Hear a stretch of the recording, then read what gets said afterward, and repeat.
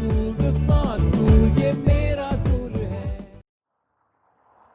का हमारा लेक्चर है tension and acceleration in a string. So first of all, we know what is acceleration.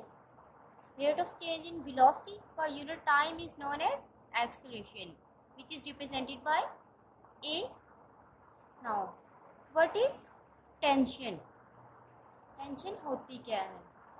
Tension को हम लोग आम जुबान में इसका लफ्ज़ी मतलब तो लिखते हैं एक खिंचाव या तनाव का. टेंस का मतलब भी हम यही लेते हैं कि एक तनाव आ गया. तो उसके इसको समझने के लिए हम लोग एक एग्जांपल लेते हैं. ये एक स्टैंड है जिसके ऊपर हम लोगों ने एक वेट को अटैच कर दिया है बाय अ इनएक्सटेंसिबल स्ट्रिंग. ऐसे स्ट्रिंग के साथ, ऐसी रस्सी या धागे के साथ जिसमें कोई भी लचक ना हो. सो अब होगा क्या, इसका ये मैस है जो कुछ भी है, बॉडी ए है या बी है, कोई बॉडी है, उसका जो मैस होगा उसका वेट होगा W is equal to M G. जो इसका वेट है वो इसको क्या करेगा, डाउनवर्ड मूव करवाएगा या मूव करवाने की कोशिश करेगा.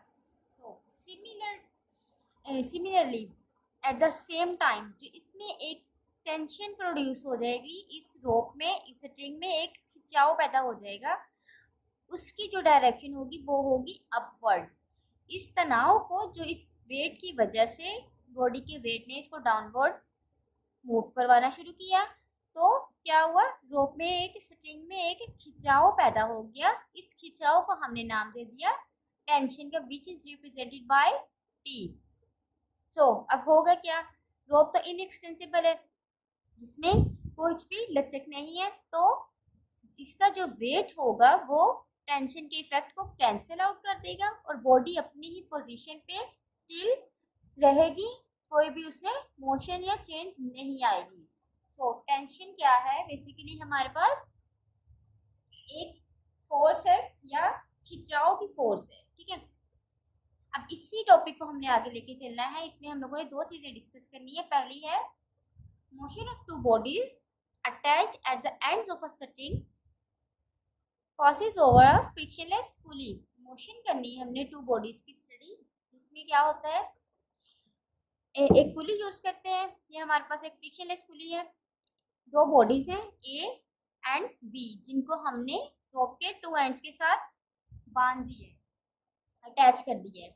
अब होगा क्या, इसमें हमने जब इस रोप को इस पुली के ऊपर से गुजारा, तो हम लोगों ने कहा कि हमारे वेट्स जो हैं ए और बी वो सेम नहीं है, उनमें डिफरेंस है.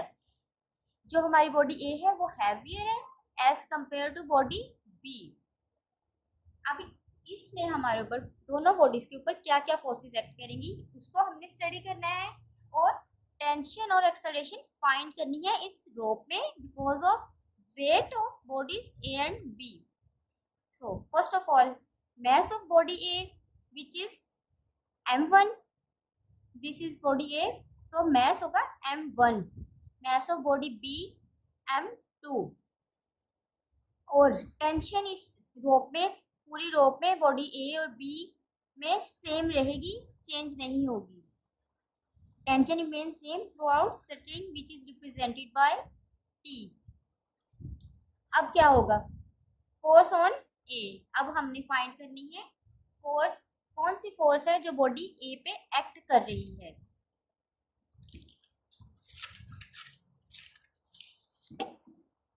फोर्स जो है हमारी बॉडी ए पे, एक तो एक्ट करेगा उसका मैस m1, और एक होगी उसके ऊपर एक्सेलरेशन g, जिसको हम ओवरऑल कहेंगे वेट है. एक उसका वेट है जो उसको डाउनवर्ड एक्ट करवा रहा है, एक इसकी टेंशन है जो उसकी अपवर्ड डायरेक्शन में मूव कर रही है. सो बॉडी ए पे कौन कौन सी फोर्सेस एक्ट कर रही हैं, उसका वेट एंड टेंशन. हम लोगों ने कहा कि बॉडी ए जो है वो हैवियर है as compare to body B. So weight इसका ज्यादा होगा, टेंशन कम होगी. Force on A is equal to m1 g minus T, because tension की वैल्यू कम है as compare to weight. According to Newton second law of motion, F is represented by, force is represented by F is equal to ma, mass into acceleration. सो इसको हम इस तरह से लिख सकते हैं फोर्स को अगर हम मैस बॉडी ए के लिए यूज कर रहे हैं फोर्स को, तो इसका मतलब है हमारे पास फोर्स के साथ भी 1 आएगा, तो फोर्स के साथ तो है ना आगे एम के साथ भी 1 आएगा, बट एक्सेलरेशन के साथ कुछ भी हम नहीं लगाएंगे क्योंकि एक्सेलरेशन सेम है थ्रू आउट द स्ट्रिंग। अब हम इस वैल्यू को, फोर्स की वैल्यू को इक्वेशन ए में पुट कर सकते हैं, पुट कर देते हैं। F1 की जगह हम लोगों ने M1 A is equal to same M1G minus T. अब ये हमारी इक्वेशन 1 है जो है फोर्स ऑन बॉडी ए। अब हमने फाइंड करनी है force on body B. Body B जो है उसका वेट है less as compare to body A, जिसका मतलब है इसमें टेंशन ज्यादा होगी, वेट कम है तो टेंशन ज्यादा होगी। सो फोर्स इसकी भी रिप्रेजेंट होगी एफ से ही, विच इज M2A।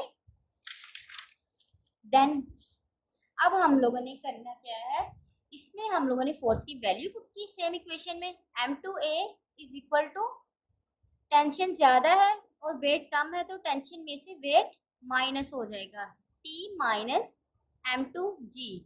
इसको हमने नाम दे दिया इक्वेशन 2 का। अब हम ऐड करेंगे इक्वेशन 1 और 2 को, राइट साइड को राइट साइड में ऐड करेंगे और लेफ्ट साइड को लेफ्ट साइड में। So M1A plus M2A is equal to M1G minus T. अब उसके बाद ये वाली टर्म आ जाएगी प्लस T माइनस M2G। अब ये प्लस T और नेगेटिव T दो सेम चीजें हैं, बट इनके साइन ऑपोजिट है तो ये कैंसिल आउट हो जाएंगे एक दूसरे को, इनको कैंसिल कर दें। फिर हमारे पास क्या बचा, by taking A and G common, हम इसमें से A कॉमन ले सकते हैं, इसमें से इस वाली इक्वेशन में से, इस साइड में से, दोनों में A सेम है और इस साइड में G सेम है दोनों में। इनमें से हम कॉमन ले लेते हैं, A को हमने कॉमन लिया, M1 plus M2 is equal to M1, ये हमारे पास माइनस के साइन रह गए यहाँ पे M2 के साथ, so minus M2, G same है दोनों में, G को हम लोगों ने कॉमन ले लिया। अब हमने फाइंड करना है पहले एक्सेलरेशन। सो एक्सेलरेशन फाइंड करने के लिए हम इस इक्वेशन को, ये पूरी इक्वेशन को रीअरेंज करते हैं। कैसे रीअरेंज करेंगे, A को हमने करना है फाइंड, तो हम M1 प्लस M2 वाली टर्म को दूसरी साइड पे ले जा सकते हैं। M1 माइनस M2 यहाँ पे मल्टीप्लाई हो रहा है तो दूसरी साइड पे जाके डिवाइड हो गया, M1 plus M2 into G, which is the value of acceleration in the string। हमारे पास फाइंड हो गई है एक्सेलरेशन की value. Now we have to find tension in the string। Tension find करने के लिए हम इक्वेशन 2 को डिवाइड कर देते हैं इक्वेशन 1 के। इक्वेशन 2 है हमारी, ये आप देख सकते हैं, ये है equation 2, M2A is equal to T minus M2G। So यहाँ पे हम वैल्यू पुट कर देते हैं, M2A is equal to T minus M2G। अब इसको हमने डिवाइड करना है इक्वेशन 1 पे। इक्वेशन 1 हमारी थी M1A, राइट साइड को राइट साइड पे डिवाइड किया, लेफ्ट साइड को लेफ्ट साइड पे डिवाइड किया, M1G माइनस T। अब हमने फाइंड करना है T। सो T को फाइंड करने के लिए हम इन इक्वेशंस में क्रॉस मल्टीप्लिकेशन यूज करेंगे, इसको इसके साथ मल्टीप्लाई कर देंगे, इसको इसके साथ, सो क्रॉस मल्टीप्लाई कर देते हैं। M2A इसके साथ ये यहाँ से डिवाइड हो जाएगा, दूसरी साइड पे M1G माइनस T, और M1A तो हमारा कैंसिल आउट हो गया, M1 into T minus M2G। अब हम इसको रीअरेंज करने की कोशिश करते हैं, अंदर ये M2 जो है अंदर मल्टीप्लाई हो जाएगा, इस साइड पे M1 अंदर मल्टीप्लाई हो जाएगा दोनों टर्म्स के साथ, ठीक है, बाहर वाली चीजें अंदर मल्टीप्लाई कर दी इक्वेशन में। So we get M1 M2G minus M2T is equal to M1T minus M1 M2G। So now we have to rearrange this equation to find tension. T वाली टर्म्स को हम लोग एक साइड पे कर लिया और G वाली टर्म्स को दूसरी साइड पे। सो m1 m2 g, यहाँ से g वाली वैल्यू हम इस साइड पे ले आए, यहाँ माइनस है तो दूसरी साइड पे जाके प्लस हो जाएगी। एक साइड पे अगर एक चीज माइनस की हो इक्वेशन की, तो अगर हम उसको दूसरी साइड पे लेके जाते हैं तो वो प्लस की हो जाती है, उनका साइन चेंज हो जाएगा। सो m1 m2 g plus m1 m2 g, ये सेम आगे तो टर्म्स इज इक्वल टू ये m1 t प्लस यहाँ पे माइनस है m2 t, तो दूसरी साइड पे लेके गए तो प्लस हो गया, प्लस m2 t। सो इन दोनों को एडअप किया तो ये 2 आ गया इनके साथ, ये एक टर्म है ये एक टर्म है, 1 plus 1 2, 2 m1 m2 g is equal to, इनमें से हम t कॉमन ले लिया, m1 plus m2 into t। अब अगेन हम इसको रीअरेंज करेंगे टू फाइंड t।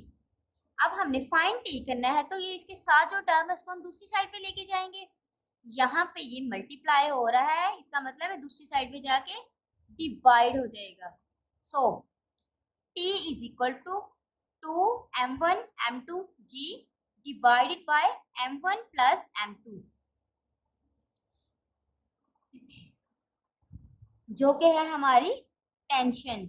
सो अब तक हमने फाइंड कर ली इसमें एक्सेलरेशन और टेंशन, जो कि बेसिकली हमारे टॉपिक का नाम ही टेंशन एंड एक्सेलरेशन है।